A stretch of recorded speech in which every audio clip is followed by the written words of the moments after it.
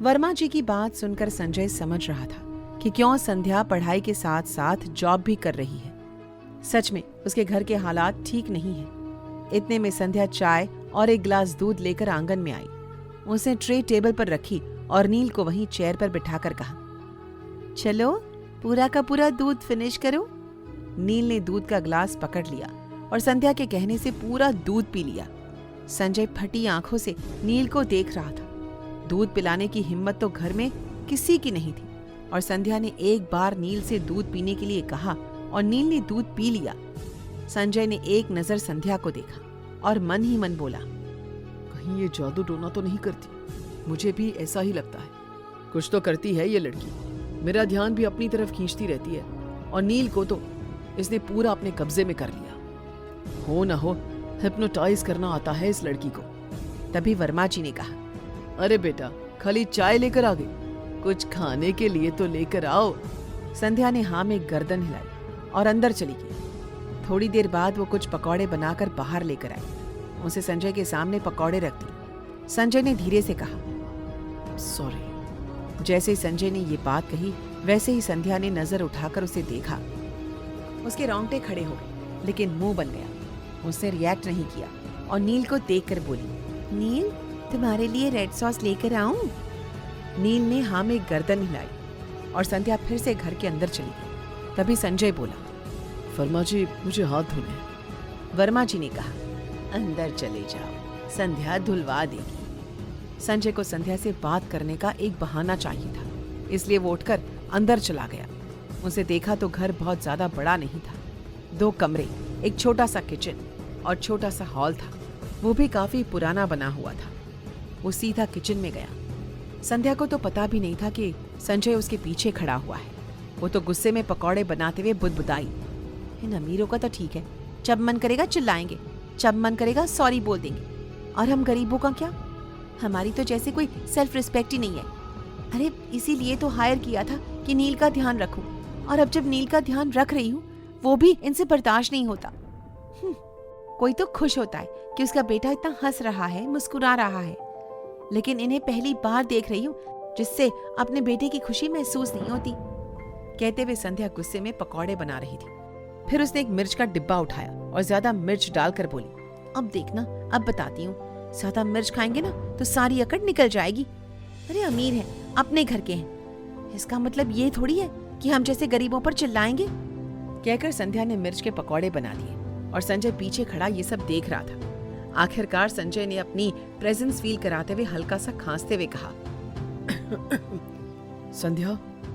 संध्या की तो आंखें हैरानी से फैल गई। उसे जल्दी से पलटकर संजय को देखा तो एक बार फिर उसके रोंगटे खड़े हो गए और मन में घबराहट ने जन्म ले लिया। संध्या ने धीरे से पूछा, जी सर, आप यहाँ? संजय बोला, sorry, I am really very sorry. मैं किसी प्रोजेक्ट को लेकर बहुत डिस्टर्ब था, इसलिए तुम्हें और नील को डांट दिया। प्लीज तुम माइंड मत करो और कल से जॉब ज्वाइन कर लो, प्लीज। इतना कहकर संजय ने हाथ जोड़ ली। संध्या थोड़ा हैरान थी कि जो इंसान सुबह उस पर गुस्सा कर रहा था वही इंसान अब हाथ जोड़े खड़ा है। संध्या को तो जैसे संजय ने ही हिप्नोटाइज कर लिया हो। उसने बस हाँ में गर्दन हिलाई, जैसे वो कहना चाहती हो कि हाँ वो जॉब ज्वाइन कर लेगी। संजय बोला, थैंक यू वेरी मच।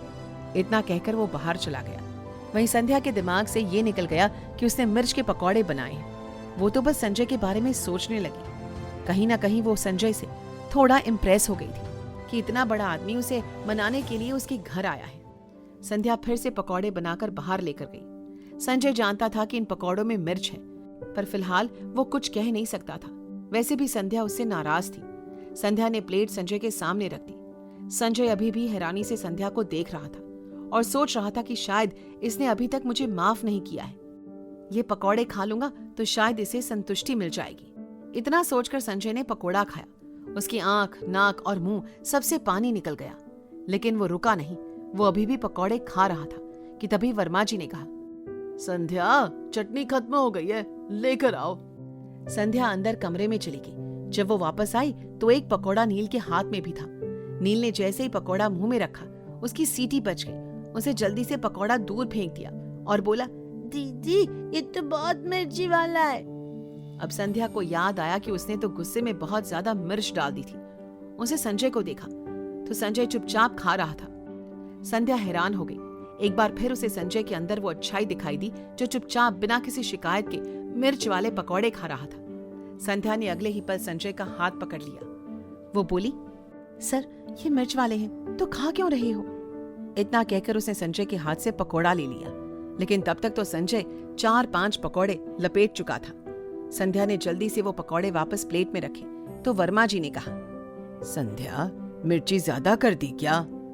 संध्या ने अपने पापा को देखा और बोली, पापा वो गलती से गिर गई थी, मैं दूसरे बनाकर लाती हूँ। इतना कहकर वो अंदर जाने लगी तो संजय खड़ा हुआ और बोला, नहीं रहने दो, मुझे लेट हो रहा है, तुम प्लीज कल से टाइम से आ जाना। संध्या ने पलटकर बस हाँ में गर्दन हिलाई। संजय ने नील को गोद में उठाया और वहां से चला गया। उसके जाते ही संध्या के चेहरे पर मीठी सी मुस्कुराहट आई।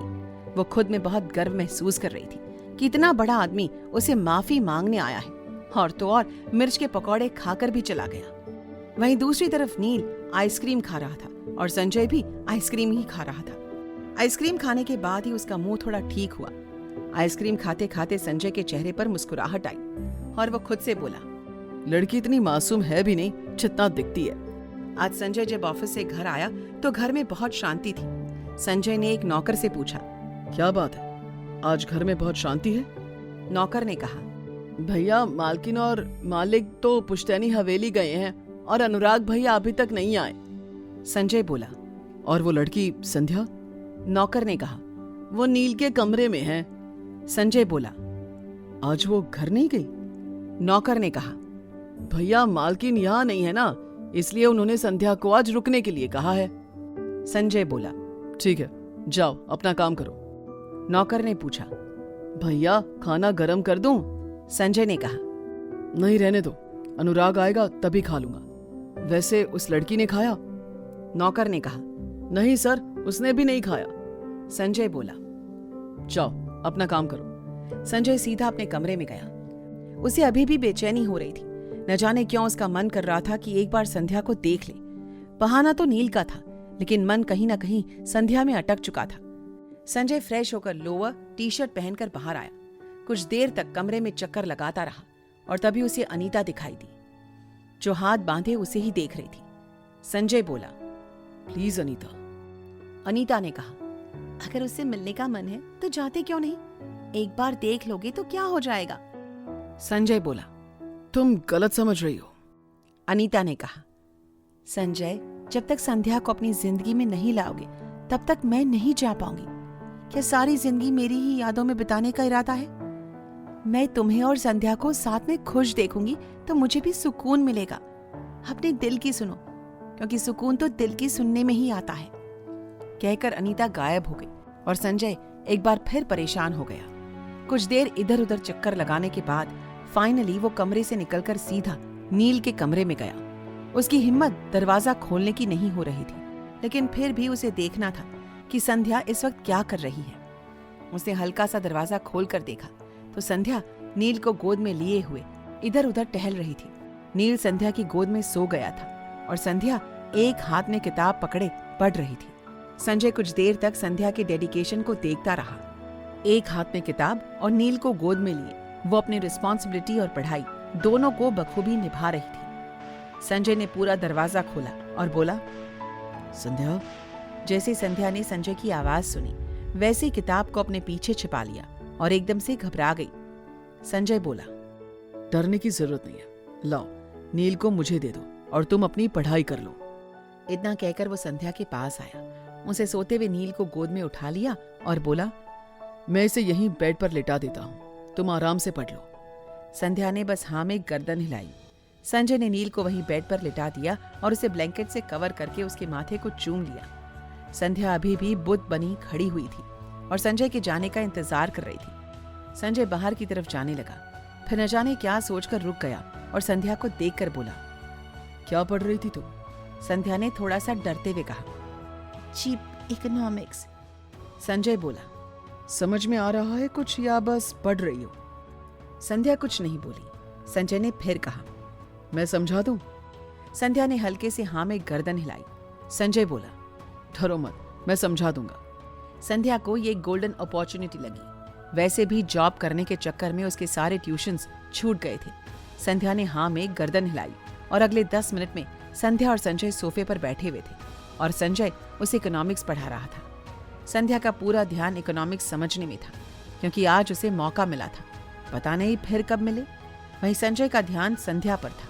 कहीं ना कहीं संध्या ने अनीता की जगह लेना शुरू कर दिया था। संजय को ये सब बर्दाश्त तो नहीं हो रहा था, फिर भी वो दिल के हाथों काफी मजबूर हो चुका था। करीब 2 घंटे लगातार पढ़ने के बाद संजय बोला, आ गया समझ? संध्या बोली, हाँ आ गया सर, थैंक यू, आपने मेरी बहुत हेल्प कर दी। मैं तो इस चैप्टर को पिछले कितने दिनों से बस पढ़े जा रही थी, समझ में कुछ आ नहीं रहा था।